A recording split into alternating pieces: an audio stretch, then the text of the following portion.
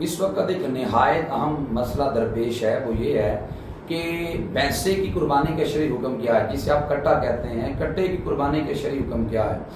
کٹا کرنا، کٹے کی قربانی، بھینسے کی قربانی بالکل شریعت میں جائز ہے۔ کنز الاموال کی حدیث ہے، حضرت عبداللہ بن مسعود رضی اللہ تعالی عنہ روایت کرتے ہیں کہ تاجدار مدینہ صلی اللہ علیہ وسلم کا ارشاد گرامی ہے، البقرۃ عن سبعۃ والجزور عن سبعۃ فی الاضحیٰ او کما قال علیہ السلام۔ حضور علیہ السلام نے فرمایا گائیں بھی 7 افراد کی طرف سے کی جا سکتی ہے اور اونٹ بھی 7 افراد کی طرف سے کیا جا سکتا ہے۔ اب گائیں کا تو حدیث میں ذکر آیا ہے، نبی علیہ السلام نے گائیں 7 افراد کی طرف سے ہے۔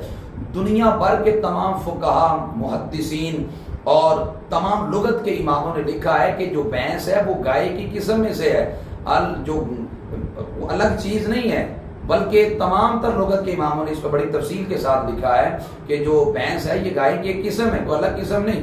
بڑا رقیق سا لوگ اعتراض کرتے ہیں، وہ کہتے ہیں جی دیکھو نبی علیہ السلام کی زندگی سے ثابت نہیں ہے، نبی علیہ السلام نے ساری زندگی بھینس کی قربانی نہیں کی۔ میں نے کہا نادانو پہلے یہ تو بتاؤ کہ عرب کے اندر بھینس موجود بھی تھی کہ نہیں؟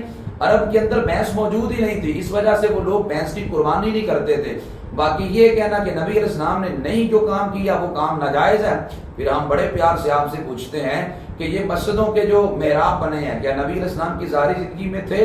یہ مسجدوں جو پکی مسجدیں بنی ہیں کیا نبی علیہ السلام کی ظاہری زندگی میں تھی؟ آج جو آپ زبر زیر والا قرآن پڑھتے ہیں کیا یہ زبر زیر والا قرآن صحابہ کے دور میں تھا؟ اور پھر جو آپ سیرت کانفرنس کرواتے ہیں، کسی صحابی کا نام بتلائیں جس نے سیرت کانفرنس منعقد کی ہو۔ اس کے علاوہ سینکڑوں کام ایسے ہیں جو نہ نبی علیہ السلام سے ثابت ہے نہ صحابہ سے ثابت ہیں، آج ہم کرتے ہیں، کوئی کسی کا اس پہ اعتراض نہیں ہے۔ تو اس وجہ سے بھینس کی قربانی بالکل جائز ہے۔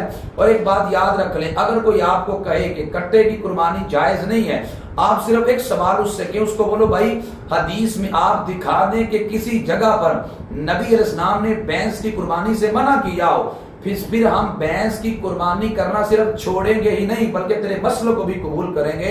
لیکن ایڑی چوٹی کا زور لگاڑے بھینس کی قربانی کا عدم جواز وہ کسی حدیث سے ثابت نہیں کر سکتا۔